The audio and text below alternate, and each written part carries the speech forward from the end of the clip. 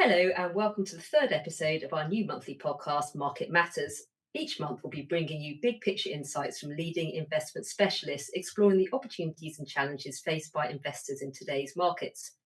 Our guest today is Jean Roche, manager at the Schroder UK Mid Cap Trust, which aims to exploit the growth opportunities in the FTSE 250.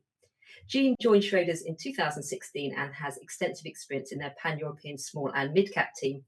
Jean, many thanks for joining us today. Thank you, Joe, for the lovely welcome. Could you start off by talking through your background to becoming a fund manager? Sure, yeah. Well, you mentioned the team actually. So I should mention my other two small and mid cap managers on the team, who are Andy Bruff, who has 35 years plus experience in the city, and my colleague James Goodman as well, who's coming up for 10 years in the city. So actually, I find the best teams have three people in them. That's what I've discovered so far in my career. So I've been 9 years here now, as I said. And if I rewind back to how I started out, really, I think it started with being quite numerate as a child. I quite liked playing with numbers. I had some neighbours, some friends, and their older brothers and sisters were into maths. And it sounds like a really, really geeky neighbourhood, but they would set up code breaking and maths games and competitions. And me and some of my friends would go away and solve them to try and curry favour with these older siblings who were much cooler than us, obviously. So maybe quite an erudite neighbourhood that I grew up in. And then, fast forward to a master's in financial and industrial maths, seeing an ad for Morgan Stanley whilst I was doing my master's, deciding to apply for that one, not the Goldman Sachs one, because I'd never heard of Morgan Stanley, but I'd heard of Goldman Sachs, and that was very famous, and I probably wouldn't get a job there because I didn't have anybody in my family who worked in the city or was a fund manager, so I didn't really know anything about that world. So I thought it was safer to apply for a less well-known place. It's still really rather well known. Well, yes. And then I went into research on the sell side there. I was covering tobacco in the late 90s, which turned out to be a very good place to be, actually, because that was a great place to invest during the tech bust of sort of 99, 2000, 2001. And then I moved to the retail sector within Morgan Stanley, which is where my heart lay, really. And I was first given a project on online sales. I remember Inditex, which owns Zara, they were trying to sell clothing online, and they gave the grad that project and said, look, that will never catch on. Just give the grad this project that is completely pointless, that no one else is interested in. And that actually turned out to be a great project to do, looking at online sales, because that was a huge growth area. When we roll forward to the GFC, ASOS, for example, growing at hundreds of percent at the time when, the world was crashing around people's ears. I, at the time, saw it as growth at a reasonable price. I'm very keen on the PEG ratio. And that's turned out to be sort of one of my investing mantras, really spotting when you're not paying too much for growth, and a trend that I felt was catching fire at the time. And then, it can be a good point in the valuation to invest in a company. So I actually did a conference on online retail called Sewing Up the Web, about online clothing retail, with lots of very helpful colleagues. And not too long after that, I was approached by a boutique small and mid-cap investment house called Hargreave Hale, which is now owned by Canaccord. And I learned the buy-side ropes there, and I had a very enjoyable time before moving to Schroders, where, as I began by saying, I've now been for 9 years, and I'm lead manager on an investment trust called Schroder UK Mid Cap PLC, which invests, as you might guess, in mainly UK mid-caps. The benchmark index is the FTSE 250, excluding investment trusts. So looking at a universe of about 165 operating companies in the benchmark. We'll also look outside the benchmark. We can invest 20% outside the benchmark. But we do actually tend to be very purist in this fund and stick mainly with the mid 250. So, that's a very long answer to how did you get to where you are now? But hopefully you get a good picture of the path, which has not been a straight line, but an enjoyable one. Thank you very much. Moving on to your thoughts on the market, what surprised you most about the stock market this year? Yeah, I think, when I look back at this time last year when I was being asked sort of, similar questions and looking ahead to the year ahead, I saw how expensive the US was compared with the rest of the world. And so what surprised me about this year is that it's got even more expensive relative to the rest of the world. So sort of climbing out through the sunroof on some of these charts that we do this box and whisker graph showing how expensive the US is relative to its own history and to the rest of the world. And extending that premium, that sort of US exceptionalism has really come to the fore this year. And and actually, really gone at a rip, into the autumn particularly. And the other thing that's been surprising is some very, very big moves, even in quite big companies with quite large market cap, even in the FTSE 100 zone, 10 to 15% move in a share price, even with no bid, or even, bigger moves if there's a profit warning. Lots of reactions on the up and the downside, maybe showing there's a lot of short interest in the UK market.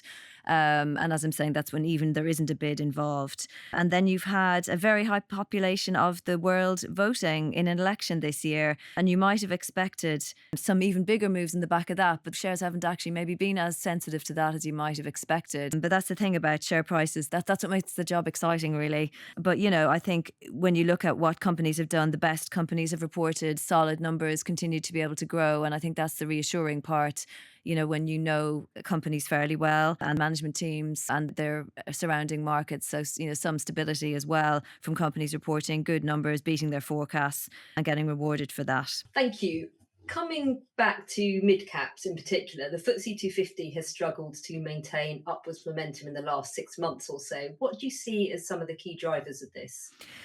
Yeah, well, what's funny is the last month has been really strong for the FTSE 250. So if you wanted to annualise that, but obviously you can always choose the period that you want to look at. And I do plenty of that myself. But, I think coming into the summer, definitely the mid 250 or the FTSE 250, however you want to look at it, was a consensus tactical long because it's seen as the domestic play, even though 50% of the revenues come from out with the UK. So, you can have the flavour that you like. You can lean more into the US or continental Europe or Asia when you choose your mid-cap exposure. So that's kind of then interesting that even though half of the exposure is ex-UK, the FTSE 250 is seen as a passive way of investing into the UK. And you have some of those passive funds creating new units, and you saw money flowing in there over the summer, and it was the place to be, particularly in July. You were seeing that money flowing into passive funds. And then after the summer, you had the UK election and you saw some profit taking, which wasn't really logical, but markets don't tend to be. And we say in the team, actually, it's not a game for grown-ups, this fund management markets thing. Right. But you were asking about why things slowed down. So I think there was a slowdown in incoming M&A. People went and sat in their deck chairs in August and thought, well, what might this budget look like for the new Labour government? Because before the summer, the M&A was ramping up and that was driving stocks like Hargreaves Lansdowne, Timon, Redrow, to mention a few in the first half of the year. And that's just sort of slowed down as people thought, well, what might this Labour government mean? What might the US government presidential election outcome be? And I think that's why maybe some of those purchasers from the US, particularly in the private equity side, started to slow down and just think about what their next steps might be, not knowing what interest rates were going to be and what they might have to finance deals at in the case of private equity buyers, for example. As you say, UK equities have had a lot to absorb in the last few months. But when we look back over a longer period, the FTSE 250 has had a number of multi-baggers. So can you give us a flavour of a few of these? Yeah, I certainly can. I should probably say what a multi-bagger is first. So it's where you say, for example, put £1 into a stock and then you get £10 in as a return. That would be a multi-bagger. So you get 10 times what you first put in. And Peter Lynch made multi-baggers famous. I think he talked about maybe 100 baggers. So then it would be you put £1 in or $1 in and you get back 100 times that. And that's in a total return. So that would be dividends plus the capital return, the share price appreciation that you get. And it can be 5 times your money over 5 years or 5 times your money over 2 years. When we talk about multi-baggers, that's what we mean. But, if we look at, say, companies that have returned 30 times your money, say, over 30 years or better than that, 2 examples of that would be Games Workshop and Cranswick. Cranswick actually has delivered over 200 times your money since it's been floated. So let's start with that one. And that is a pork and poultry processor. They're bringing your cooked breakfast to you and also your McDonald's, a crispy burger. And the kind of secret there is not creating new shares, not issuing equity, not making value destructive acquisitions, and just being very good allocators of capital, really. And so what we're looking for is the secrets of the multi-baggers and how do you create them. The other one I mentioned was Games Workshop, and there the CEO Kevin took over 10 years ago, and those have been a 25 bagger since he started 10 years ago as CEO. And it's best known for its Warhammer franchise and its, little figurines that they create out of plastic, and they also create paint, and people paint those figurines, and that's a hobby in itself. And then you assemble armies that you've painted, and then you throw a dice and you use a measuring tape and you move depending on what sort of numbers on the dice that you've thrown, and then it's like a game of strategy. So it's kind of I think a slow moving hobby in a very fast moving world, and I think they've really plugged into that. But as you would expect, they have all those good things like high gross margins, generating lots of cash, not doing value destructive acquisitions. And so that's very much the theme. Not to say there are companies which are acquisitive as well and do bolt-on acquisitions, or good slightly bigger ones, but generally speaking, not issuing lots of shares, not doing lots of acquisitions, and investing your own internally generated cash has been the clue to making a multi-bagger. Thank you. Some great success stories in the UK mid-cap universe. You touched on M&A earlier, and we've seen high levels of M&A activity in UK companies, but the hopper hasn't really been refilled in terms of IPOs. Are you worried about a possible de-equitisation of the UK stock market? Am I worried about it? Well, first of all, the M&A enhances portfolio performance, yeah. So that's the in a rush sort of reaction to it. But yeah, I think you're seeing de-equitization in US markets as well. It's a global phenomenon. I think many management teams might say that it's much easier to have life as an unlisted company without horrible people prodding at you for information, less regulation, and you can get on with running the business. But I think that ignores the benefits of being quoted, like employees being interested in a share price, in just being more public, having your brand better known. For example, we've had a lovely IPO this year of Raspberry Pi, and that's reaching all-time highs now, and that's been a successful IPO for the market. So that's, cause for comfort. And I think we're expecting Canal Plus to list on the London market in the next week or so. This might now date the podcast. I'm sorry about that, but it will have floated presumably by the time this goes out of Vivendi. So I think you are seeing, some green shoots there. But yeah, I had a day a few weeks ago when there were 3 bids for UK small and mid cap companies. Among them Renew, Loungers, and Direct Line. And then there was another one the following day, TI Fluids. So all different sectors. And yeah, you want the hopper to be refilled. You want that constant refreshing of the index and of, potential opportunities to invest in. And you would hope that with the interest rates starting to come down as well, that will start to happen again. But I think in the meantime, it's better to sort of focus on buying shares in quality companies and watching them return dividends to you. The share price rises and, delivering a rising stream of dividends from a rising stream of earnings and carrying on over many years well into healthy middle age as a quoted company, which many of the mid caps are. Thank you. Interesting to hear about the downside, but also the upsides of M&A activity in UK equities. Changing tack slightly, UK retail and institutional ownership of UK equities has been on a downward trajectory for decades.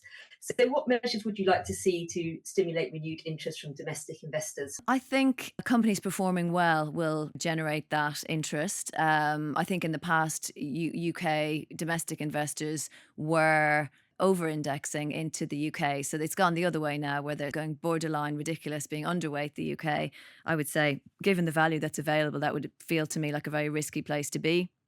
There are some measures, for example, the removal of stamp duty, although I don't think Treasury is looking at removing stamp duty on shares anytime soon. That is one measure that's been commonly suggested. But I think what you need actually is to create the FOMO, that people realise that that valuation gap isn't sustainable, and it needs to be showing excellence and showing high quality investment opportunities and doing things like I'm doing, showcasing that there are more multi-baggers as a proportion of the investing set in the UK than there are created in the US, actually. And I've done a fair bit of work on that with our own podcast associated with that, competitor podcast. And, as a percentage of the set, if you just threw a dart at a dartboard, you're more likely to end up with a multi-bagger in the UK than in the US. And I think that surprises people. The other factor is, for example, the mid 250 has outperformed the S&P 500 over 25 years or 30 years, whatever, and all other developed markets, by the way, as well, in local currency. And occasionally that works in dollars as well, depending on how the currency is swinging that day. But I think the point is there are places to invest that are just as good or slightly better than the S&P 500 if you're prepared to look for it. So I think that warrants a bit of diversification. And we are seeing, the Russell 2000 make roaring back now as well, post the news about President Trump being incoming.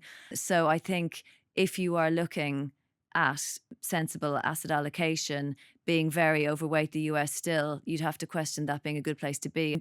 Not so much measures that can be taken, but sensible risk management would dictate that more capital should come back into the UK. And indeed, in November, we saw our first glimmer of more cash coming back into UK equities for the first time in many, many, many months, over 2 years, I think it is now, since we saw that sort of inflow. So I think it's starting.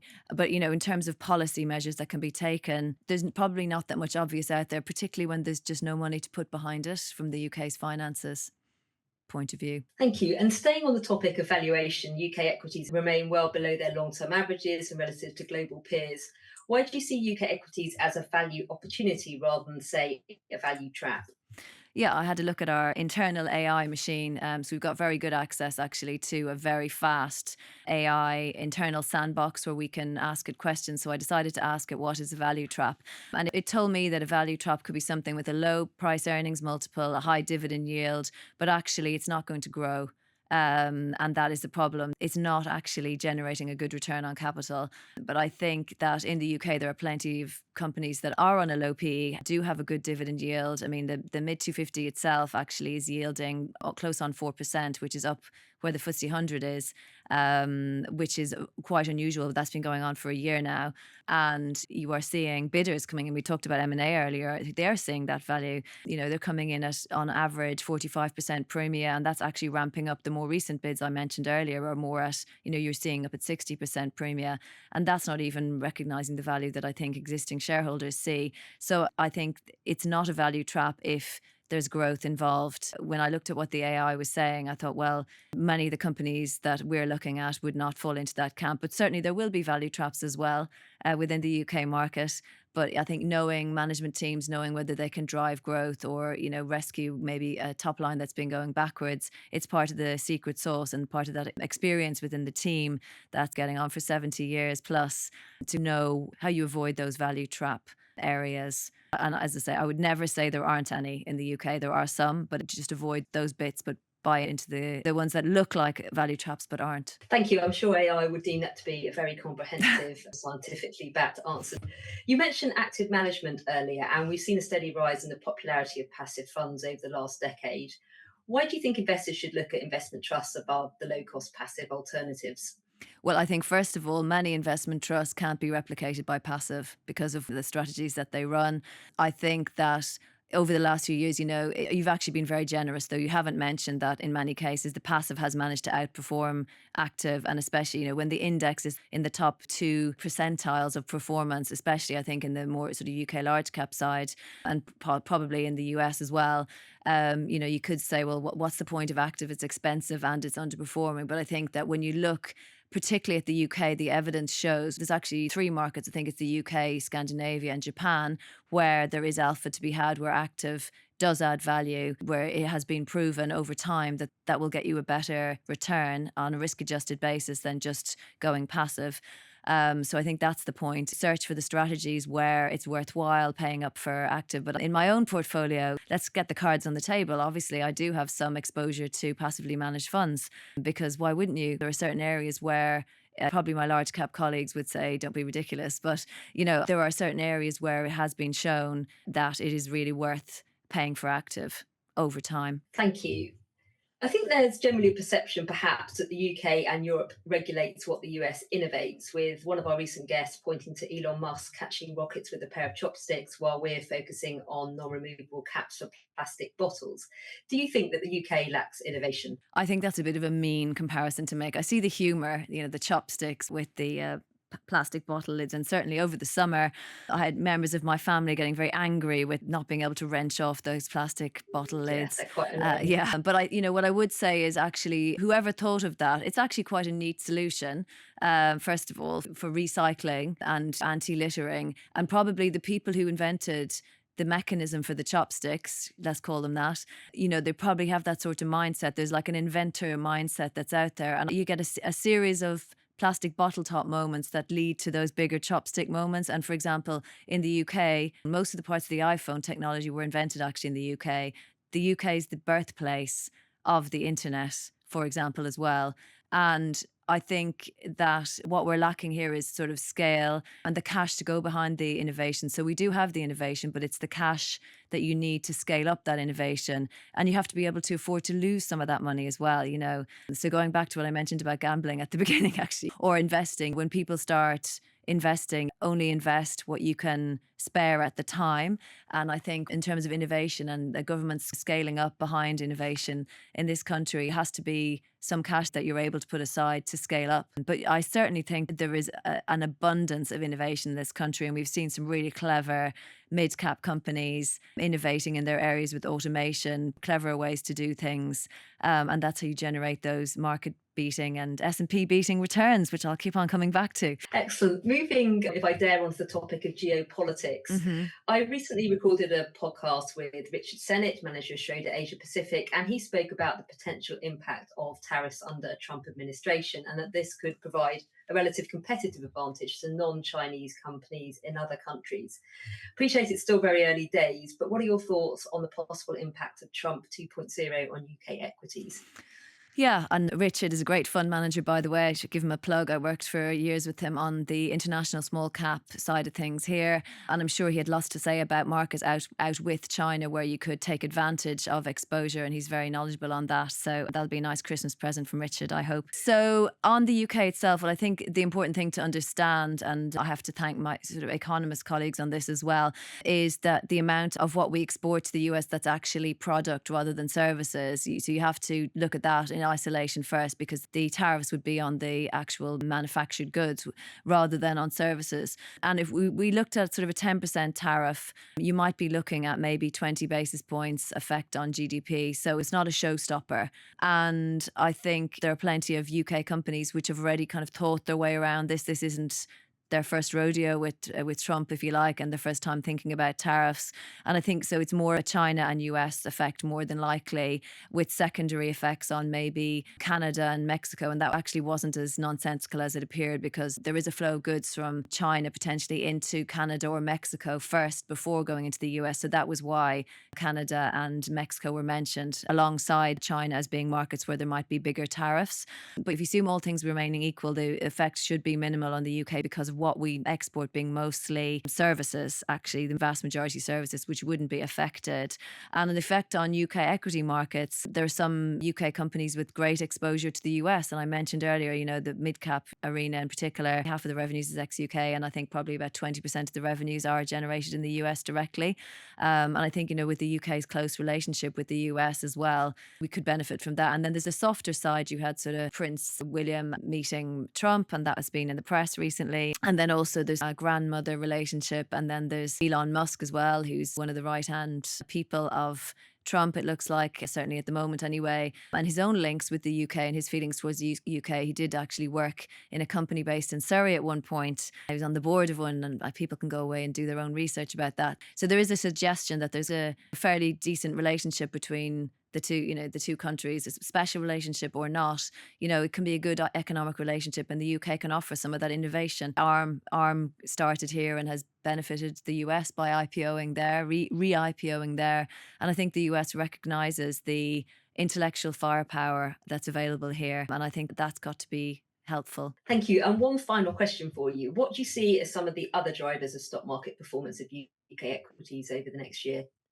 Well, I think M&A continues, and we've seen that starting to come back after that, as I mentioned, deck chair induced lull or election induced lull. So M&A coming back, interest rates certainly coming down. I think we've seen from the Bank of England, they're talking about gradual cuts. I think that does continue to play out, and that should automatically help the mid-cap part of the market, which is particularly sensitive to that and has shown in regression analysis to be very sensitive to interest rates coming down. I think it will be interesting to see which sectors are in favour over the next year. I mean, it's been a year for financials, really, looking over the UK. So next year, it'll be interesting to see how the defence sector in particular behaves. We see it as an inexpensive way of getting exposure to technology actually, because there's a huge amount of technology in that. So I think that could go either way. There's a lot of debate about the consumer and how those consumer stocks might do. And we saw some strong numbers actually from Currys this morning, and companies talking about how they cope with the changes that were made in the budget on national insurance. And on more global markets, the big question is, do we continue to see that extension of that US exceptionalism in valuations, or do we start to see some more normalization? And, it's US large caps particularly. And I already mentioned the Russell 2000 already taking that strong step forward. So does that continue? But I'd be hoping for maybe a calmer geopolitical year next year. But I think that's probably, something that even Santa Claus won't be able to make happen. And on that note, Jean, many thanks for joining us today and some really interesting insights that you've shared. No problem at all. My pleasure. Great to talk to you. And if you'd like to read more market insights, please head over to the Kepler Trust Intelligence website, where you'll find our latest articles.